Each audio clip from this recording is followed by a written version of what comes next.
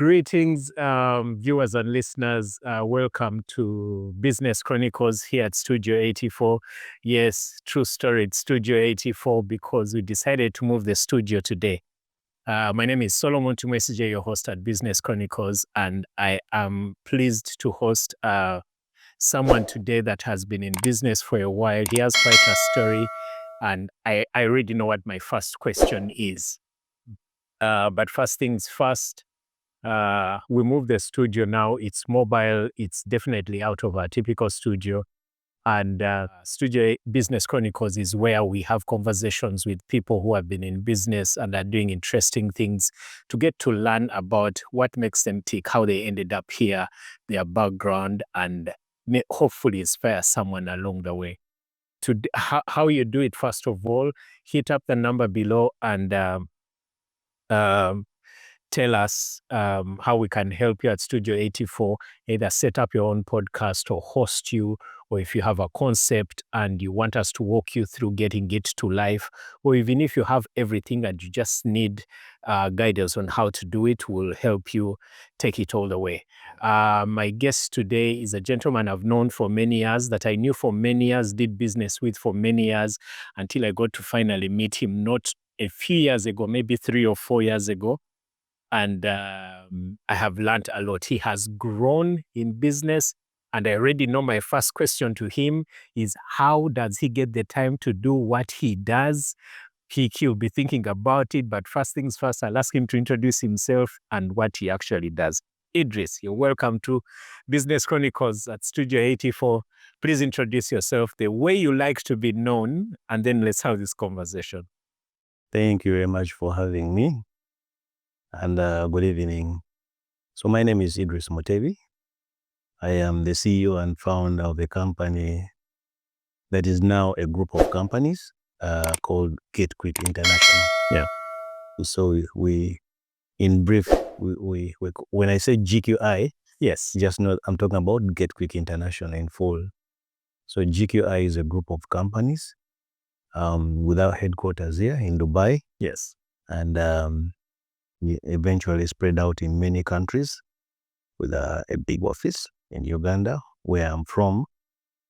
And it's a group of companies because what began as a small one-man business now grew into different companies that serve a global community. Yes. Yeah. Idris, my first question, how do you get the time? Where do you get the time to do these things? Because I understand you're in shipping, in warehousing, you're into tour travel, you are into real estate, and you have a footprint in over how many countries? In over 28 countries. With your own staff in over 5 countries. Correct. Yes. Where do you get the time? Because I want to believe we have the same 24 hours in a day. Yes, first of all, this is actually, that's a very good question, because that question is how I grow. Yeah. When I, many years ago, a friend of mine, while I was doing my tour and travel business here in the UAE, a friend of mine, we went out to have a drink. Yes. I normally bond with my clients who are on holiday, and either having a cup of coffee or going for a brunch. And he told me one time, because I hosted him, my company handled his travel to the UAE. Yes. And then while he was having a drink and I was seated with him, I said dozing. Yes. And he told me, Idris, you are going to collapse and die. I thought you'd say, am I that boring that you're dozing in my phrases? But go on, you're going to collapse and die. You're going just going to collapse, because we were up by 8. I picked him up, went for a meeting. Then afterwards, we had a whole day running around, shopping. And then in the evening, we went out to have a drink. Yes. And at least he got like three hours of rest in the evening. You did. But I came to office and was handling very many other things. And then at night around 10 p.m. we went for a drink. So I said dozing, and then he told me, you know what? You need assistance. Yeah. You need can you imagine if you had someone seated with another? Because I can see all the time you're either on your phone I've been hearing you talk on your other client, you can't be with them, you're apologizing, and then you're tired, you're with me here, you're tired. But since I'm a friend of yours, let me give you free advice. You need a team, you need someone to help you. So I thought about it, and then I got an assistant. I realized that I could handle many clients at the same time. Yes. With my assistant. Yes. Eventually, I realized that giving her an assistant, she would delegate and get many things done. Yes. So I decided to get a team to help me do whatever that I was doing. I ended up having rest and then accomplishing so many things because I eventually had a team. So to answer your question, I have a team that helps me manage whatever that I do. And key to your team, Idris, I know many people who are at your level of doing business or with their experience feel it's a no-brainer. But there are also many people growing in business. The majority of people in business think having an assistant is fancy. It's for big corporate CEOs to have an assistant. They don't see it as important or live around thinking they can afford an assistant. They think an assistant is managing your calendar, carrying your bag or something, your laptop bag and all that stuff. Can you demystify this whole assistant thing? So I realized that there are very many things that my assistant could do that I couldn't do. Yes. And then I realized that there are many things that her assistant would do that she could not do. I like it. Your assistant has an assistant. Correct. So having a team, there's so many things that you are good at that your assistant is not good at. Yes. There's so many things that your assistant is good at that and you're not good at. And when you combine all these ideas, you are able to flow smoothly. And then you can't give a good service when you're a one-man team. You need help. Yeah. So actually having an assistant is helps you to operate better. Yes. To give a better service to your clients. You're able to meet deadlines. So it's not about being fancy or whatever. Cool. You get more organized. Yes. You get more organized. My assistant reminds me, my assistant reminded me about this meeting. Yeah. He kept on reminding me, you have this meeting, you have this meeting. Yes. Because especially if you're doing so many things and if you don't have someone to help you, okay, thank God these days there are so many apps that can do that and remind you. Yes. These days people have assistants on their phone. Yeah. But you see, they still have assistants. Yes, they do have assistants. Someone to organize them to operate better. And I would recommend this. Everyone needs to have someone to help them. But then, Idris, the bigger challenge after we have appreciated we need assistance is how to choose one, how to land on one. Because I believe that an assistant should at least be able to duplicate or replicate you, try to think like you, try to deal with your clients the way you deal them or you like to deal with them. Now, there are some people want to approach it like they want to hire someone who is already can behave like an assistant. Others will argue or want to take the approach of, I need someone who has worked with me for a long time to learn and know my ways, to be able to deal with me the way I deal with people. How did you go about it to get a good assistant? First of all, what I realized is I needed someone that appreciates what I do. Yes. And is a hard worker. Yes. When I realized, because I'm not sure I'm a hard worker, so when I realized that my first assistant loved to do, actually, my first business, which was a tour and travel business. Yeah. She was doing that on a side apart from her job. So she already likes that. So if you need to find someone that already loves the kind of work And even if they don't have experience, the most important thing is to train them. Because my first assistant, I used to move with her everywhere. Yes. Everywhere. The way I was doing things, she even became my driver at some point, so she could learn the routes of she managed where I go. My clients, I would call her into meetings. She would take notes, and where I was absent-minded, at least she kept note. So training. Yes, training is very key. Get someone who's hardworking and train them. Trainable. Yes. Idris, I noticed how busy you were when we were just having a conversation earlier. Your phone was buzzing and buzzing, but kudos to you. You did not touch it. You have mastered the art of ignoring the notifications. Exactly. But then I have to ask you, many people now get Quick as the logistics company. But you're into real estate, you're into tours and travel. What's your background in this? Did you study logistics at the university or something? How did you end up here? I actually recently graduated. I started doing logistics when I have my logistics business. I love that. Yes. I love that, but go on. Yes. So I studied, I did BA Econ. Yes. A Bachelor of Economics at Australia University.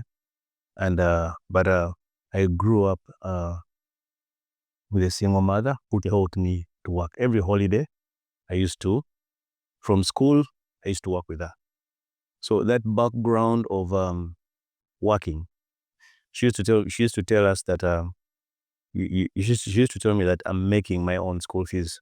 Yes. So I would help her around, then I would go back to boarding school. So I would like to think that she helped me realize that I have to work hard. Yes. So university, she gave me a little capital of $1 million, not the $1 million like Donald Trump. She gave me $1 million. Not dirhams. Not dirhams. 1 million Ugandan shillings, and then I opened my first business, which was a video library. Yes. Where was this library? In one day. DVDs, videotapes. Then it was then it was tapes, cassettes. Yeah, you know those ones. And there were 2 libraries. Then obviously we advanced to DVDs. Remember Blitz Video? Apart from Blitz Video, mine was the only library that had VCDs. Hold on. Was it in the total? No, it was, you remember the small gates? Yes. Now coming down the small gate, there used to be a hostel called Sechiana. Yes, I know. It's exactly opposite. Exactly opposite Sechiana. Wow. VCDs before DVDs. I know. And then we would burn them on, yeah. At some point, even the guys of Bliss approached me and told me that been looking for people no longer. Their DVDs were original. Yes. People no longer borrow higher DVDs. They're coming for you. Asking for your things. So can you buy us out? Can you imagine Bliss approached me with that approach? You remember Ed's videos? Yes. Yes, I was the guy initially that. No way. Yes. Edisoft. Eventually, there's a guy that was called Eddie that came that we used to supply in videos. Then then we had gotten from the cassettes, yes, to VCDs to now DVDs. It were the first guys that burnt. We used to call them burn DVDs. So we used to supply the whole of town. When 24 and Prison Break were new, we were the suppliers. When internet was not available, we would go in the IT room in Makerere University. Yes. And the whole night we were downloading, and then in the morning we were distributing. And by then we would sell one episode for 10,000. One episode. Right now, a whole season, one DVD, like 1,000. We would sell one episode for 10,000. These kids probably don't even know that, because they have their platforms online where they can watch anything, even a movie that came out yesterday. They know how to access it online now. So that life is way behind us. So Idris, how does a guy who got small money as capital from his mother at the university, vended DVDs, clearly you were a pioneer in that business, and you keep pioneering. This whole pioneering thing in business tends to follow you. How does he end up in Dubai doing shipping in over 20 countries and running a business in various countries? Yes. So my business grew in Uganda. My video business grew. I opened a bar, I opened a small restaurant. But as business grew, also my initial business, the video library, it saturated. It became, everyone was into the business. The Indians entered it. They had a lot of capital, so they would bring in all these DVDs, and the profits reduced. So I actually sold out. That's to some other guys who are doing it in town, Gasa Cafe and all those malls, and they actually did it on a massive level. So I moved out of that business, and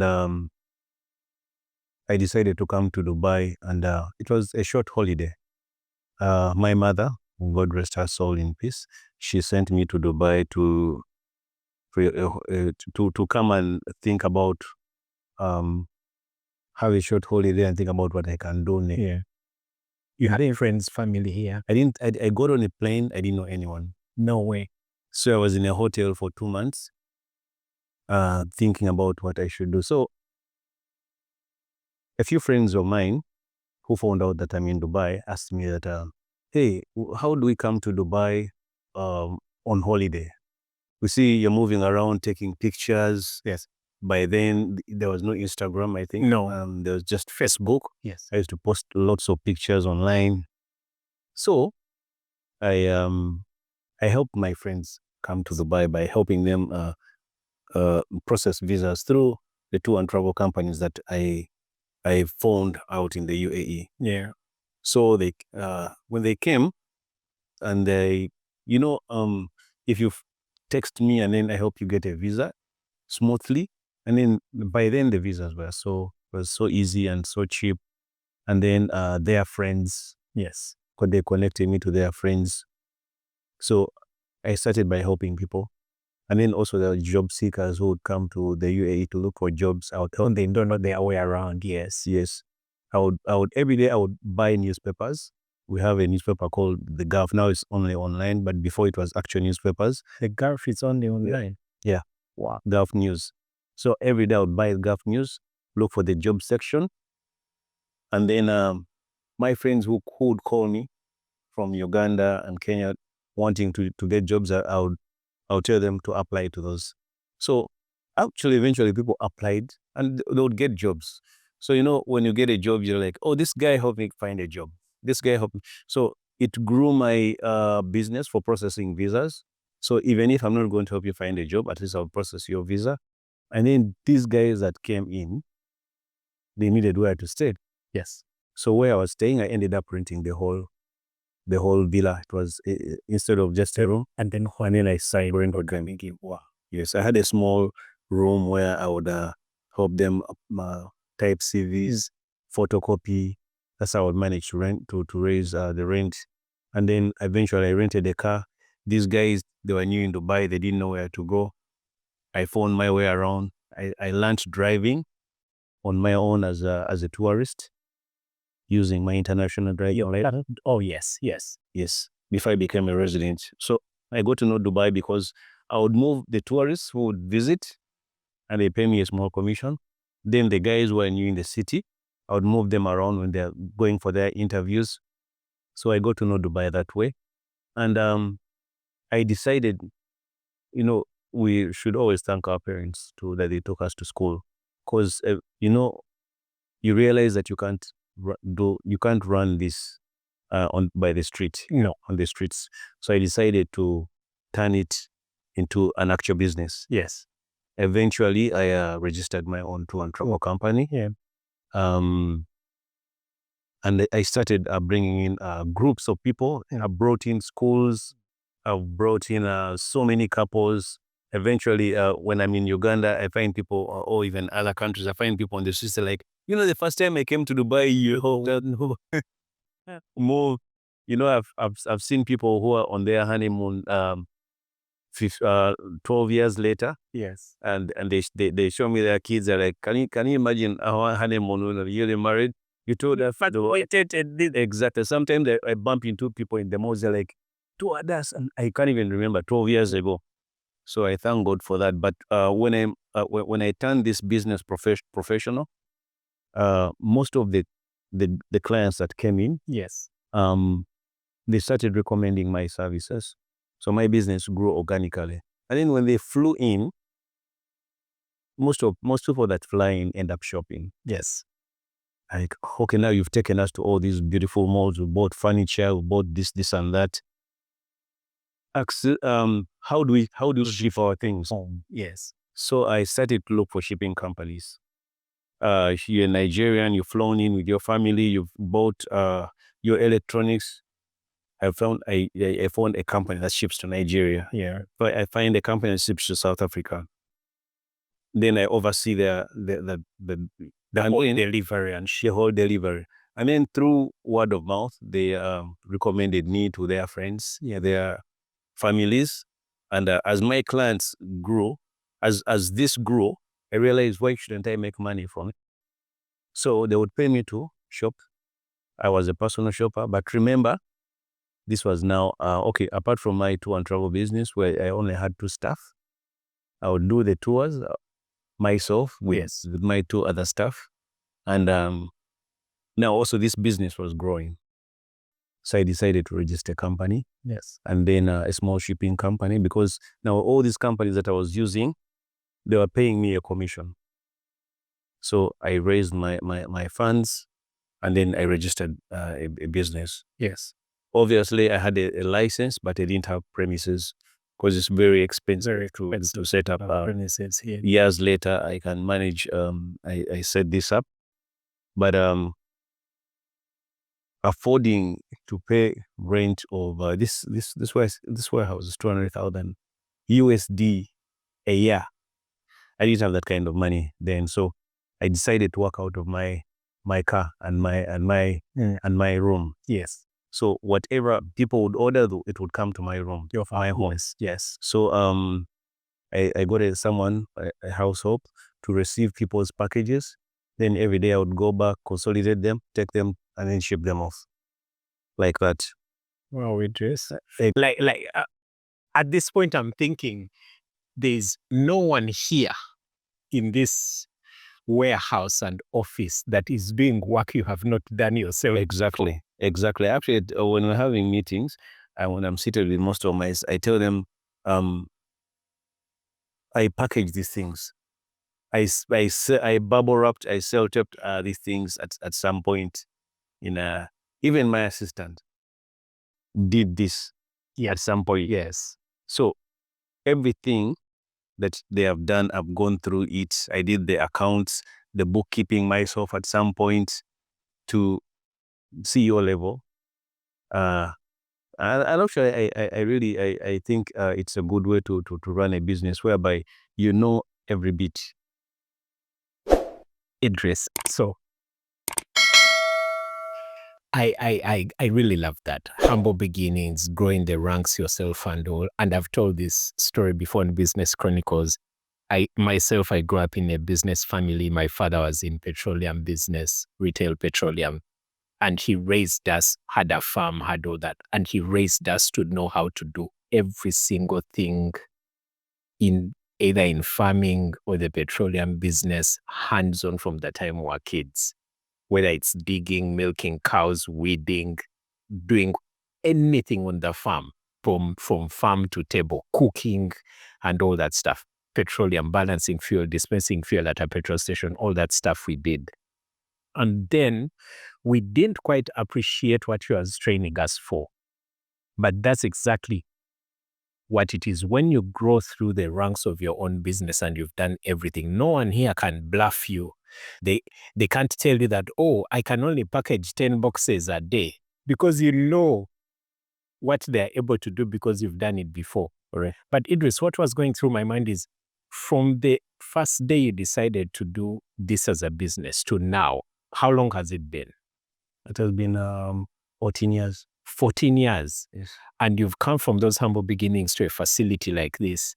And the question I have on my mind is, what would you say to people who look at you now or who had your name 3, 4, 5 years ago and they want to achieve this? They don't know the blood, sweat, and tears, sleepless nights, dozing in front of a guest that you've been through to get to this level. One time someone asked me about the first orders that I used to take. Yes. I could say some of my biggest clients, Yes. they started by ordering a lipstick for their maybe wife. Yes. Or maybe a fabric. Yes. For their mothers. Yes. And right now they can trust me with containers of maybe the furnishing a hotel, and but consistency and trust. Yes. In what you do. From a time you've texted me that, Idris, can you find me this lipstick? To me running around in the mall, showing you pictures, prices, giving you a payment method, delivering it to you, giving you constant updates until you receive it. Keeping up that consistency in small things. Yes. To even the big ones. Yes. And remaining humble that years later, when your business has grown, you still treat that big consignment, yes, the same way you treated the small consignment. Yes. Many of us, when we grow, we forget where we came from. Idris, there's a Bible verse for that. Stay faithful in small things, and God will trust you with big things. Yes. You mentioned that you're in 28 countries. Correct. You do business in 28 countries. You have a physical footprint and office in about 5. Yes. How is this working? I assume, how are you doing it in all these other countries? Even the 5 alone, having staff in 5 countries, doing business, you don't go there every month, every week. Also, how did you end up having a footprint in all these countries, and how does that operation work? Okay, because of the nature of my business, Yes. logistics is global. Yes.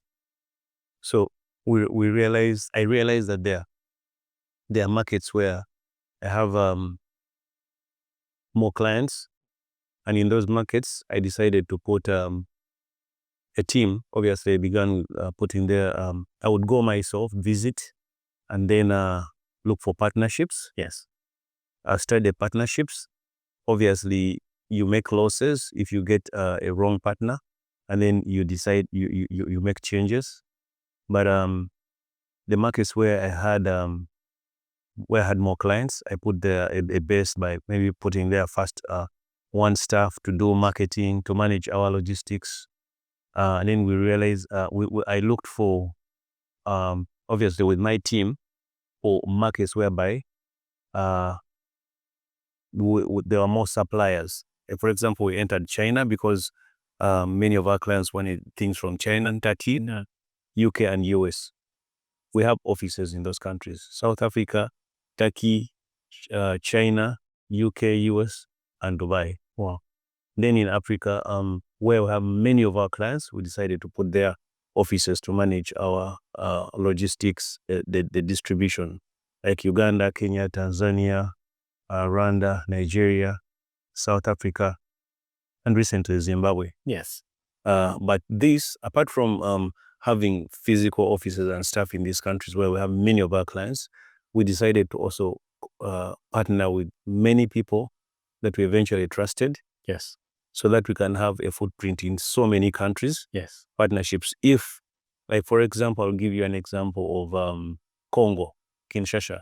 So we have an office there, but it's not our office. But they're our partners. They manage all our logistics and distribution. And then we do all their sourcing in the UAE.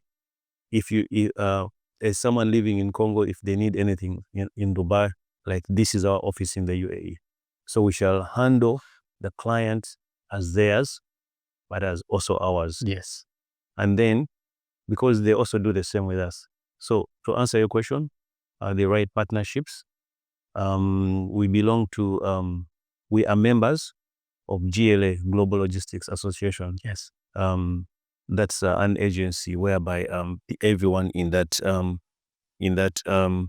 association handles. If I have a shipment in Brazil, my partner in Brazil will handle it for me, and then I'm able to give my client a good service because of the partnerships I have. We're in so many associations. We belong to South African Business Council, the Italian Business Council, BNI. You're also a BNI member. So we've gone into partnerships and associations that have helped us not only give a better service, but also market our business and expand our clientele globally. Wow, Idris, partnerships. I am not going to take you to what it took you to land on the right partnerships, as in the how many times you've been bitten with the wrong partnerships before you learn to land on the right ones. I'm going to talk about earlier to me, you mentioned your 24-hour delivery service. I know you do that for your clients in Uganda. In which other countries do you do that? Guarantee in Kenya, in Kenya. In Tanzania, Yeah. in Nigeria, obviously. Yes. Sometimes in South Africa, depending, and also we also have some 24-hour service deliveries from China. Yes. To East Africa, especially Kenya and Uganda. Wow. Yes. I love that, Idris.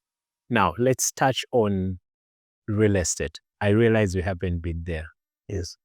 We get so many people who are just telling you, when you're walking in any mall here, any of these decent malls there, I dare say hundreds of people who are ready to sell you real estate in Dubai. You already mentioned how you kind of ended up in the real estate business. Correct. How do you do it differently? So, just to take you back a bit, the way most of our clients ended up giving us logistics business, yes, is the same way we used to get inquiries about real estate. Real estate, yes. You come, you visited Dubai, you like the country, it's very safe, it's growing very fast. You need to put some of your money here. Yeah. So we began by doing research for our clients. We connected them to the best developers. Yes. Knowing so let me say, Mr. Solomon, you need to invest in the UAE, and we sit with you and understand your budget. So what we do a search and connect you to the best developer. Obviously, we started doing this as help for our clients. Yes. But as the inquiries grew more, we decided to monetize it by creating partnership with the best developers we found on the market, depending on the test and preferences for our clients and their budgets. And we went into contract with them to make sure that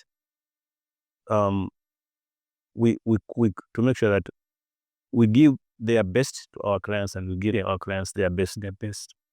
So yeah, what we do, when we get an inquiry in real estate, obviously when inquiries grew, we decided to register a company and also get many partnerships with many developers and also other real estate agents, because that's how we share business. So if I find there's a real estate agent that has a good maybe say they have a good project, I'm able to share that project with my clients. And also, if I have good projects, we share like that. Yeah. That will spread it out. Exactly. As many potential clients as possible. Yes. Exactly. And then most of our clients, they don't live in the UAE, or they don't have time. They just need to invest. So what we do, we also took on the management of their properties. So we try to make sure that you've invested, but you have to make money from your property, and you don't live here, you don't know anyone here, or or even the dynamics of the how economy, how it exactly. Yeah. So what we do, the management. Wow. So you don't hassle with the tenants, with whatever issues you are. So our company handles all that. Wow. We just make sure that you get, and when you're ready to sell, we find you the right buyers at the best price. Wow. Yes. Idris, in summary, before we close, what I gather from all these businesses that you're involved in is that it all started as you trying to help someone, do something that they could not do themselves. Correct. More like helping out and a hobby and all that. But one of the questions that I really find interesting myself, and that I know you should find interesting, is the process of turning this into a business. Because remember, there is no price list. It's not a bunch of matoke that you've bought at 10K and you have to sell it at a profit 15 or more. This is a service that has no price list. Probably no one else is doing it before. How difficult or interesting did you find it to price your services? Because the services you started by offering, you didn't study it in school for you to get a rate card. There are not many other people who are benchmarking to move from mall to mall looking for a lipstick. How did you find it hard or easy to price your services and have these rates appreciated by your clients? So actually, that's a challenge many of my staff find, pricing. Yeah. Pricing. So we realize that you realize that we deal with so many countries. Yes. And so many kind of clients. There are even clients that we offer personal shopping services that live in the UAE. Yes. But they don't have time to go shopping in London. Yes. Can be hectic. Exactly. And sometimes people don't even have time to look for a certain product. Yes. Yeah. We recently helped a client find ice cream machines from Italy. We recently helped a client find vending machines because she had a supplier, but she didn't like but so we do a global search because we have now staff that are dedicated to personal shopping. We search globally and also in the country and make sure that we get you. We don't trust until we get you exactly what you're looking for. So first of all, having a team and studying what our client wants. So for example, if you need something, we don't just go by that. We give you a list of questions. We ask you different questions such that we can understand exactly what you want, and even end up offering you better than what you're looking for by understanding what you want. Because we do this for a living. It's not just something we're just doing as a by the way. So understanding our client and then then we give them better. We give them their value. Yes. So because of that, you realize that pricing depends on the input that we put in, the amount of work that we put in. Yes. You could ask, we get so many inquiries that sometimes we even have to take flights to go and look for certain things. Yes. Without even informing the client. So the pricing depends on how much work we put in to find whatever we're looking for. And also there are so many other factors. For example, a person ordering something from Kuwait, we can't pay the same freight charge, taxes and everything like someone in Kenya, someone in South Africa, someone in USA. So there are many factors that affect the pricing of. So what we did, we studied different economies and obviously the different items that our clients order. I eventually had to go to school and do a degree in logistics. I wanted to come to that. Reason I asked before I distract is because many people who start there, especially offering a service as a hobby or helping someone out, they are typically happy to even do it for free. That along the way, they struggle to put a price to it. And if you don't deliberately get yourself out of that mindset, you'll end up doing this valuable service for free and until you have to snap out of it, about going to school. When you mentioned it earlier, I said I really like that because I find it interesting. People who go, let's say, the university, study BCom, let's say, get out the next day, enroll for a master's or with no work experience, nothing. I really find it quite interesting. No shots fired at anyone, but I always think that if you're going to advance in studies, you should be advancing in a specific field that you're really interested in. Now, I can imagine when you're studying logistics, how much that stuff was relatable. Exactly, yes. Actually, my lecturer used to always give me as an example. Yeah. Because when I entered and I decided I chose to take the actual physical classes than the online ones because I wanted to ask questions.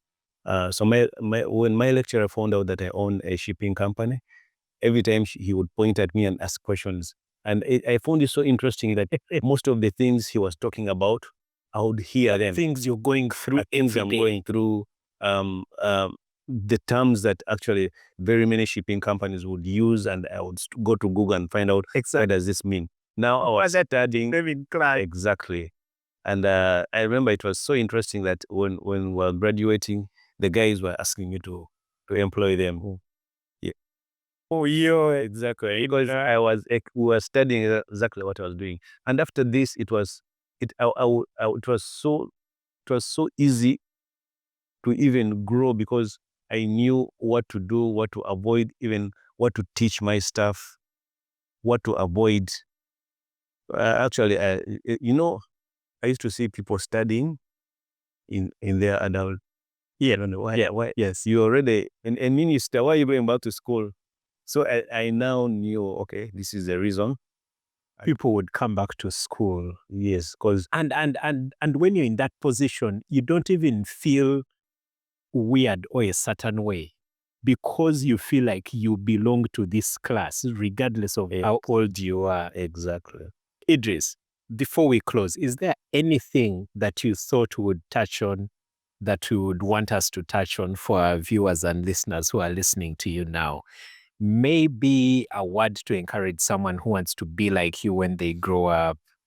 Definitely shout outs to your dear wife, who is one of your senior staff here at GQI. Yes. Something to inspire, maybe either something we didn't touch that you had on your mind or something to inspire a young person who wants to be like you when they grow up.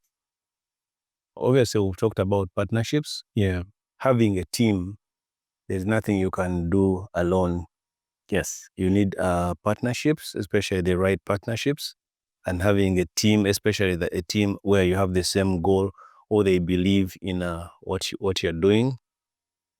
But it's very, very important to be patient. Yes. To have a goal and drive towards that goal. I remember when I started doing logistics, and I would go to these big warehouses where we would take our clients' goods, and I would look and like, oh my God, one day wouldn't be grow up. When I grew up, I can't believe. So, and then many of these guys now walk in and they're like, wow, Idris, this is your facility. So having a goal and working towards it, but being patient and giving your best in the small things. Yes. Because you don't know how many bigger things are coming after that small thing. So consistency is key. That's true. Yeah. I know Clayt is definitely watching this episode. My wife. We send you greetings. We send you greetings. Yes, and our babies. And the baby's on the way.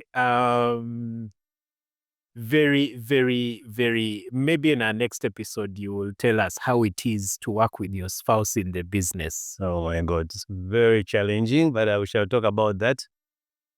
But if you have the same goal, yeah, I would also actually encourage very many people to work with their spouses. If you have the same goal, there's so many things I've actually learned from my wife. Why, Idris? Like the potential clashing of ideas and all that is outweighed by the benefits, in your opinion? You see, if I want to spend on something, I may not spend on it because my partner, I have like someone that knows our finances, understands our finances. What you know, the saying, it's not always what it seems like, but there's that other person that knows actually what it actually is. Yes. So your partner knows almost everything in the business. So you have like a third pair of eyes that that will guide you, that will stop you from taking certain decisions. Because they have all the inside information. Exactly.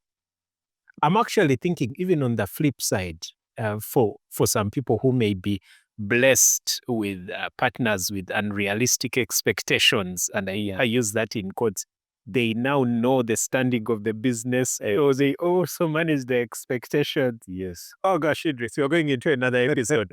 Give your last word to our viewers and listeners and we close. Yeah, guys, thank you so much for those that have stood with Get Quick International from when it was a one-man Sure. briefcase cardboard office to where we have grown, and the referrals. Thank you so much for trusting in our brand, and please continue. And we're obviously every day looking for partnerships in all the businesses that we do. Please follow our pages. Don't forget Get Quick Caribbean Tours that deals with all things travel to the UAE. Get Quick International, which is GQI Logistics, Air, Cargo, Sea, Warehousing, GQI Real Estate, all things real estate in the UAE, and our baby company, Quick Falcon Foodstuff Trading, that deals with importation of meats, fruits and vegetables from all around the world, and we do distribution in the UAE. If you need to partner with us in any of these services, we'll have partners. Thank you so much for the continuous, and thank you for having me here. Thank you, Idris. It was a pleasure. And myself, I have to send shout outs to my friends, Harriet, who I think introduced me to you. And Harriet, the interior, yeah, Harriet is still my client. She's still your client. Yes. Harriet, shout outs to you. I think he introduced me to Idris, Pam and Andrew, who used to live in this city. Now they are in another place, I believe. I'm not sure. Brenda. Oh, yes. Brenda Tamirechi, shout outs to you. Shout out, Brenda. Yeah, we'll catch you and our viewers and listeners until the next episode of Business Chronicles. We'll see you then. Thank you.